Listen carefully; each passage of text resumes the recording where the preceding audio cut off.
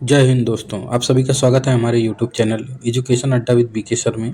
आज हम लोग बात करेंगे, एक खबर छपी हुई है जो है इंडिया में जो है डिजिटल इकोनॉमी जो है उसकी लेकर जो रैंकिंग होती है उससे संबंधित एक खबर छपी हुई है।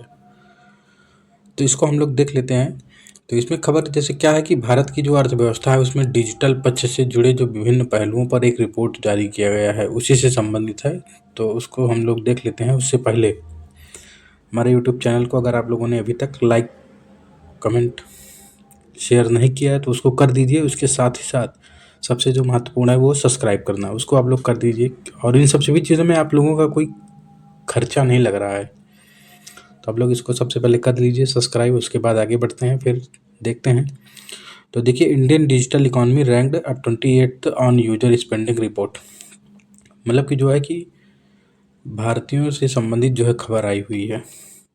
क्या है देख लेते हैं कि भारत की अर्थव्यवस्था में डिजिटल पक्ष से जुड़े जो है विभिन्न पहलुओं पर एक रिपोर्ट जारी की गई है। अब देखते हैं कि वैश्विक अर्थव्यवस्था में भारत की क्या स्थिति है इस रिपोर्ट के अकॉर्डिंग।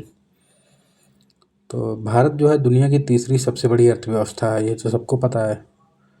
हालांकि इसकी यूजर अर्थव्यवस्था 28वें स्थान पर है, यानी कि डिजिटल इकोनॉमी वाले में 28वें स्थान पर है इसका। फिर ये दर्शाता है कि जो है भारत का डिजिटलाइजेशन समग्र स्तर पर उच्च है, यानी कि जो समग्र स्तर पर डिजिटलाइजेशन है वो बहुत उच्च है।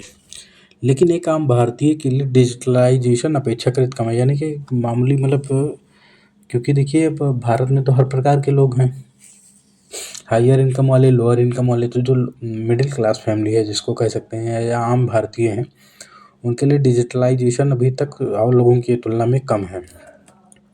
तो कम क्या है देख लेते हैं। जैसे इंटरनेट कनेक्टिविटी और डिजिटल खर्च की वजह से जो है,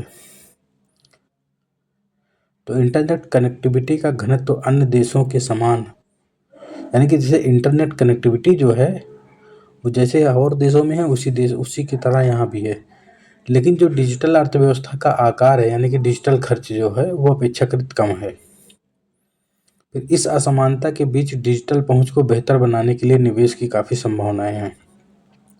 यानी ये जो असमानता है उसको जो है कम करने के लिए, डिजिटल पहुंच को बेहतर बनाने के लिए इन्वेस्टमेंट की अभी संभावना है भारत में।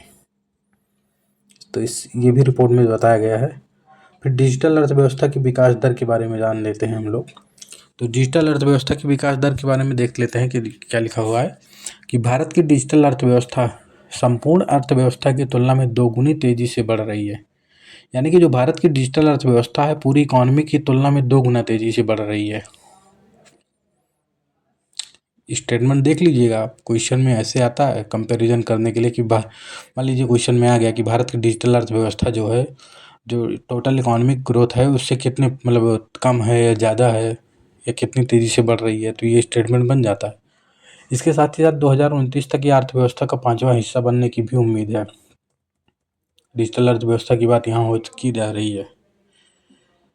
फिर देख लेते हैं ये जो रिपोर्ट होती है, रैंकिंग होती है वो कैसे जारी होती है। ये चिप्स फ्रेमवर्क और वैश्विक रैंकिंग के माध्यम से होता है।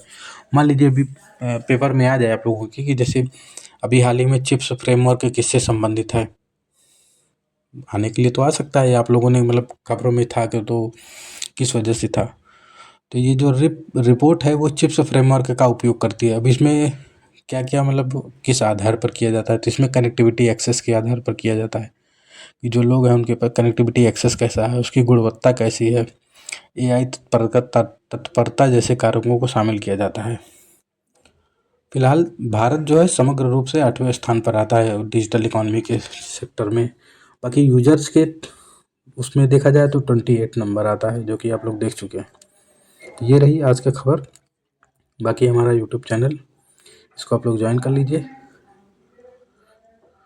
लाइक, शेयर, सब्सक्राइब तो कर लिया करिए एटलीस्ट। बाकी जो है हमारे टेलीग्राम चैनल से जुड़ना है तो ये दिया गया है लिंक, इस पर आप लोग क्लिक करके जुड़ सकते हैं। बाकी डिस्क्रिप्शन बॉक्स में भी और कमेंट बॉक्स में भी दे देंगे हम लिंक, वहाँ पर जुड़ सकते हैं आप लोग। धन्यवाद।